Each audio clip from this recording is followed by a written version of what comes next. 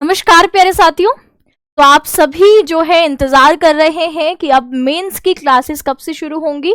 तो पहले हम समझ लेते हैं कि जो आपका यूपीपीएससी आयोग है वो किस तरीके के सवाल आप लोगों के पूछता है। तो देखिए, प्री के बाद अब असली जंग तो मेंस की है, क्योंकि प्री जिसने क्वालिफाई किया है वो आपके मेंस पे बैठेगा और जो कट ऑफ लगेगी वो मेंस के अकॉर्डिंग ही लगेगी। आप प्री में कितना स्कोर करा है आपने, इससे आपके कोई फिर आप लोगों के यहाँ पर किसी को कोई ज्यादा अंक लेकर के आया है तो उसको ज्यादा फायदा मिलेगा, कम लेकर के आया है तो उसके कम नंबर होंगे, ऐसा कुछ नहीं है। आप सब अब जब मेंस प्री की कट ऑफ लगेगी आपकी बहुत जल्द, तो उसके बाद सब आप एक लेवल पर आ जाओगे, फिर असली सिलेक्शन होगा कि मेंस में किसने कैसा परफॉर्म किया है। तो अगर मैं आपकी बात करूं तो आपका एग्जाम 23 अप्रैल को होना है ना, और अभी तक ये आपके एलटी ग्रेड में इससे पहले आयोग ने इस तरीके की रिटर्न परीक्षा आप लोगों की नहीं कराई है। तो अब हम लोगों को समझना होगा कि भाई सवाल यहाँ पर मेंस में कैसे पूछे जाते हैं। तो ये आप लोगों के कुछ मैंने जो यूपीपीएससी आयोग है या आपकी जो सिविल सेवा परीक्षा में संस्कृत ऑप्शनल विषय पर लगा होता है और वहां इसी तरीके का रिटर्न आपके प्रश्नोत्तर पूछे जाते हैं। तो मेरे पास फिलहाल दोनों ही आपके यहाँ पर 2001 से लेकर 2023 तक के प्रश्नों का संकलन, 1990 से लेकर अब तक के प्रश्नों का संकलन जो भी यूपीपीसीएस आयोग के द्वारा पूछे गए हैं उन सभी प्रश्नों का संकलन है। तो उससे मैं आप लोगों को अगर डेमो दिखाऊं तो किस तरीके के सवाल, जैसे आपने व्याकरण पढ़ा है तो व्याकरण में आपको यहाँ पर सवाल दिया कि सूत्र उल्लेख पूर्वकम संधि कार्य, जैसे सुधि उपास्य, तो यहाँ पर केवल संधि करके क्या बनेगा ये नहीं लिखना आपको। मेंस का मतलब है आपके सुधि धन उपास्य में कौन कौन से सूत्र लगे, स्टेप बाय स्टेप आपने क्या क्या किया, उसके बाद अंतिम आपके ये जो सिद्धि हुई ये आपको करनी होती है। 2 शब्द यहाँ पर सिद्ध होते हैं। तो इस पूरी प्रक्रिया को आपने समझाया, यही है आपकी मेंस में आंसर राइटिंग। यहाँ ऑप्शन नहीं है कि टिक कर दिया, या वन वर्ड आंसर नहीं है कि इसमें क्या बना वो आपने लिख दिया। यहाँ पूरी शब्द सिद्धि प्रक्रिया में आपको सूत्र लिखना, सूत्र का एक्सप्लेनेशन, उसके बाद उदाहरण में उस सूत्र को घटाना, किस तरीके से यहाँ पर ये शब्द ये परिवर्तित हुआ, ये दिखाना होता है। ये आप खुद जो है यूपीपीसीएस का जो मेंस का एग्जाम 2020 में संस्कृत का हुआ था उसमें से ये सवाल देख रहे हैं। 15 नंबर का देखिए ये सवाल है। ये 3 यहाँ पर पहले सवाल के 3 पार्ट इन्होंने बना रखे हैं, यानी शुद्धि उपास्य को आप सिद्ध करेंगे 5 नंबर इसमें मिलेंगे। ऐसे ही वाक धन ईश, ऐसे मनस धन रथ। फिर नियम पूर्वकम आपको समासो विवेचनीय, बिल्कुल यही दृष्टिकोण आपको समास में भी कि यथाशक्ति पद में आपको सिद्ध करके बताना है कौन कौन से सूत्र लगे हैं, कैसे यहाँ पर समास सिद्धि हुई है, यूपदारू में चित्रगुह में। तो ये भी आपके देखो 5-5 नंबर के सवाल हैं। फिर ऐसे ही आपके यहाँ पर सवाल दिया है कि नियम निर्देश सहितम द्वयोः रेखांकित पदयोः विभक्ति व्यवहारः प्रतिपादनीय।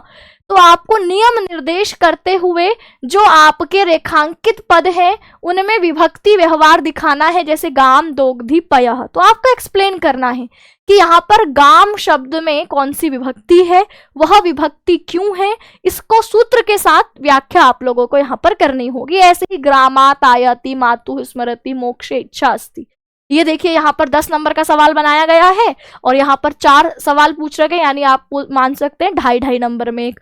तो इस तरीके से आपके आयोग सवाल पूछता है। तो यूपीपीएससीएस के मेंस एग्जाम में ही आप लोगों के साहित्य खंड अगर हम देखें तो साहित्य खंड में सवाल कैसे बनेंगे, ये तो व्याकरण खंड है। साहित्य खंड में यूपीपीसीएस आयोग ने सवाल पूछ रखा है कि अधोलिखित में से किन्हीं 2 की संस्कृत में व्याख्या कीजिए और सभी रेखांकित पदों को विग्रह पूर्वक समास निर्धारित करिए। ये पैटर्न यूपीपीसीएस का रहा है। जैसे ये आपके अनेक राजान्य रथा अश्वा संकुलम तदीयम स्थानिक अनिकेत अजिरम है ना। तो इस तरीके से जो आपके श्लोक दिए हुए हैं, जैसे किरातार्जुनीयम का यह श्लोक है, तो उस तरीके से आपको संस्कृत में इसकी व्याख्या लिखनी और इसके रेखांकित अंश का समास विग्रह करके आदि बताना है। ऐसे धूम ज्योति सलिल मरुताम ये श्लोक आपके दिया हुआ है, तो इसकी भी आपको संस्कृत में व्याख्या करना प्लस जो रेखांकित पद है इसमें समास विग्रह करना। ठीक है, तो ये साहित्य से इस तरीके से सवाल बनेगा। और सवाल कैसे बने हैं, ये पीसीएस के पेपर में अगर हम देखें आयोग ने और कैसे पूछ रखा है कि काव्येषु नाटकम रम्यम नाटकेषु शकुंतला तत्रापि चतुर्थ अंकः तत्र श्लोक चतुष्टयम, ये आपको एक लाइन दे रखी है। इसी पर आपको लघु निबंध मतलब आप इस लाइन को लाइन के पक्ष में ही क्या क्या बातें यहाँ पर रख सकते हैं, उन चारों श्लोकों को बताना है ना। और इन चारों श्लोकों को इतना महत्वपूर्ण क्यों माना गया है कि भाई नाटकों में जो आपके काव्यों में जो रमणीय है वो नाटक है, नाटकों में रमणीय शकुंतला है, शकुंतला का चतुर्थ अंक और चतुर्थ अंक के भी 4 श्लोक। इसको कथन को आपने छोटा निबंध लिख करके यहाँ पर एक्सप्लेन करना होगा। ऐसे ही अभी मृच्छकटिकम तो आपके सिलेबस में नहीं है, लेकिन इस तरीके के कि मृच्छकटिकम नाटक के प्रथम अंक का क्या महत्व है, मृच्छकटिकम नाटक के प्रथम अंक का सारांश लिखिए। ये आपके पीसीएस का पैटर्न रहा है। शिवराज विजयम के प्रथम निश्वास का सारांश अपने शब्दों में लिखिए, 10 नंबर का सवाल पूछ लिया। तो ये आपको मैं दिखाना चाहती थी कि पीसीएस आपके किस तरीके से सवाल पूछता है। किसी पर संक्षिप्त टिप्पणी लिखने के लिए बोल दी कि अभिज्ञान शाकुंतलम के चतुर्थ अंक पर टिप्पणी लिखिए, ठीक है। उत्तर रामचरितम में आपके जो तृतीय अंक है, छाया अंक है, उस पर टिप्पणी लिखिए। तो इस तरीके से सवाल आप लोगों के पूछे जाएंगे। निम्नलिखित को उदाहरण सहित परिभाषित करते हुए उनकी प्रमुख विशेषताओं को स्पष्ट करिए कि खंड काव्य को, नाटक को, गीति काव्य को। तो ये आपके पीसीएस के पूछने का तरीका, इस पर नंबर का विभाजन। अब हमारी क्लासेस कब से शुरू होंगी? आप लोगों से मैंने कहा था कि मैं मेंस के लिए भी क्लासेस आपको कराऊंगी। तो कल से, यानी आपके कल हमारी कितनी तारीख हो गई? 3 फरवरी। 3 फरवरी से दोपहर 12 बजे, 3 फरवरी से दोपहर 12 बजे हम लोगों की क्लास होगी। दोपहर 12 बजे हम लोग इसको करेंगे, ठीक है। इसमें हम आंसर राइटिंग प्रैक्टिस करेंगे टॉपिक वाइज। तो जो भी आपके आंसर इसमें लिखवाए जाएंगे टॉपिक वाइज में इसको चलाऊंगी। आपके टॉपिक वाइज पूरा जो भी आप लोगों के तरीका है, किस किस टॉपिक को कितने दिन में हम लोग कवर करेंगे, एक टॉपिक से कितने सवालों की प्रैक्टिस कर लेंगे, ये सब हम क्लास की फर्स्ट क्लास में ही देखेंगे, इसके इंट्रोडक्शन पार्ट में। अब एक समस्या यहाँ पर संस्कृत में लिखने की उत्तर है ना। ये आपकी समस्या क्या है कि हम संस्कृत में लिखना नहीं जानते। हिंदी में तो हम उत्तर लिख लेंगे, लेकिन संस्कृत में कैसे लिखें, ये समस्या जितने लोगों को है वो एक बार कमेंट कर देंगे, ताकि हम स्पेशल अनुवाद सीरीज एक आती है। अनुवाद सीरीज का मतलब है कि मैं आपको 7 से 10 दिन में कुछ व्याकरण के ऐसे टॉपिक बता दूं जिससे कि आप संस्कृत में लेखन कर पाए। पहले हम छोटे छोटे वाक्यों को बनाएं, फिर थोड़े से जटिल वाक्य बनाएं, तो वहां से आप लोग लगातार संस्कृत लिखने की प्रैक्टिस, और दूसरा फिर एग्जाम पॉइंट ऑफ व्यू से आंसर राइटिंग की प्रैक्टिस।